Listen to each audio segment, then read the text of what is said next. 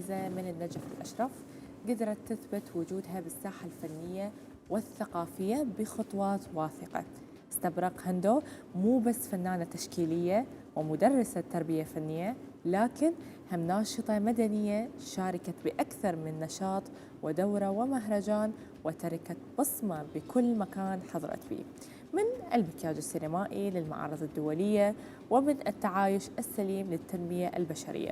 استبرق جمعت بين الإبداع الفني والعمل المجتمعي، وحصدت جوائز ودرع إبداع وتقدير يليق بجهودها. خلينا نشوف هذا التقرير من نجف ونرجع وياكم.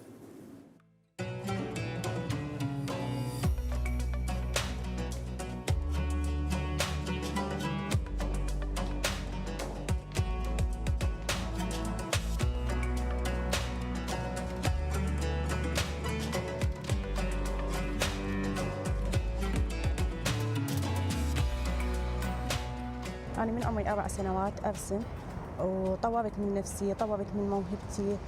يعني أنا لذاتي من أشتغل لنفسي. شاركت في هواي من الفرق التطوعية والمهرجانات المحلية والدولية كي أعبر عن مشاعري وأفكاري برؤية فنية لدى المتلقي، وفد حدث معين أو فد فكرة لكي أرسم لوحة من الجمال والتناسق. دخلت في مجال المكياج السينمائي، وهذا يتطلب خبرة ودقة عالية. من المستحضرات اللي استخدمها هي من مواد غذائيه، وتكون مواد امنه وصديقه للبشره. اضيف يعني تشوهات لشخصيه الممثل، واضافه جروح من دم وعجينه، ويعني شاركت في كثير من العروض المسرحيه.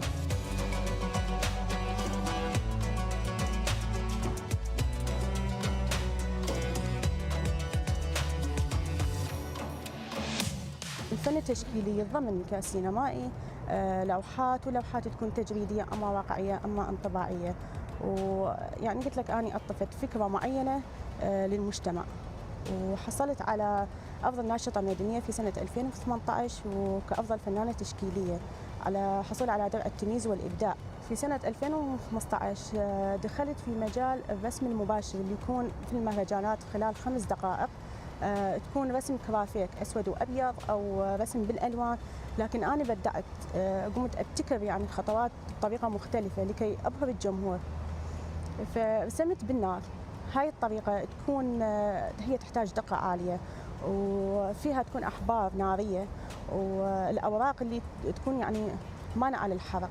ومثل ما شفتوا انه الشخصيه اللي انا راسمتها جدا متاثره بيها هي للمبدعه زها حديد. مو بس اثرت بي، اكيد اثرت بهواي من الناس، ومبدعه وهي قدوه الي يعني. فلذلك انا هسه رسمتها من كنت صغيره، وكانت بالاسود كرافيك اسود وابيض، لكن هسه انا من بدعت بيها وابتكرت هواي خطوات اشتغلتها هسه بالفكره الجديده.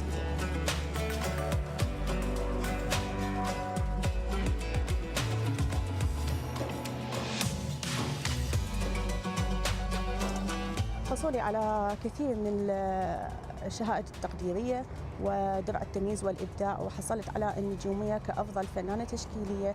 وطبعا الفنان حصول الفنان على التكريم هذا يشجعه على الإبداع والابتكار، والفن يعني ما إله حد. الفنان دائما يبتكر، يوصل فد حدث معين، فكرة معينة للمجتمع، وهذا يكون تغيير إيجابي. وأنا أوجه كلمة لكل الفنانات إنه لا يخملن بالفن ولا يستهزئن به. الفن جدا جميل، وأي شيء هسه بالطبيعة هو فن. أنا طموحي إنه أزيد بعد بالإبداع وأبتكر أفكار جديدة، وأكون من نفسي إنه شخصية بالفن إنه ما حد مبتكرها. هسه مثلا الرسم بالنار، أريد أبتكر بعد شيء جديد، لأن أنا كل سنة أبتكر فكرة معينة بالرسم المباشر.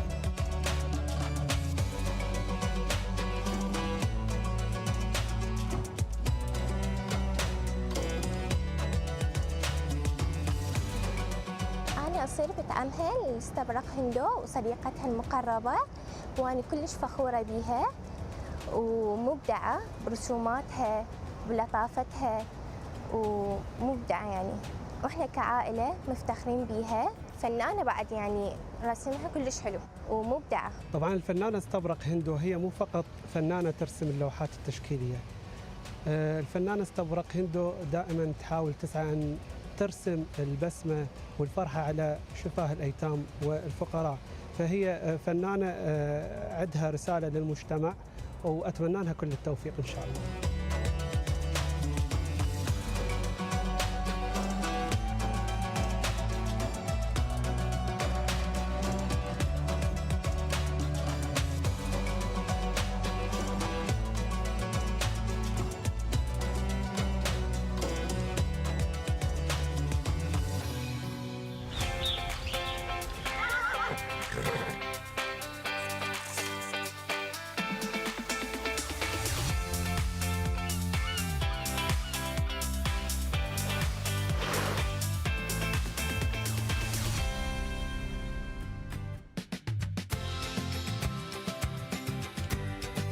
رجعنا لكم مشاهدينا الكرام بعد ما تابعنا هذا التقرير الجميل.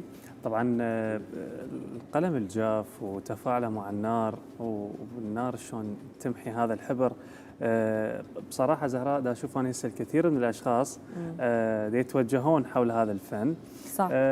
كل شخص عنده طاقه فنيه يحب يطلعها بطريقه معينه، يجوز هي ترسم نمط معين من اللوحات، في حين اكو بعض الاشخاص ايضا يعني كل شخص مثل ما يعني تعرفين كل يحب مثلا يرسم السريالي، واكو ناس تحب ترسم البورتريه، فاكيد كل شخص يقدر يوظف هذه التقنيه اللي تستخدمها الفنانه بالفن اللي يحبه يا زهراء.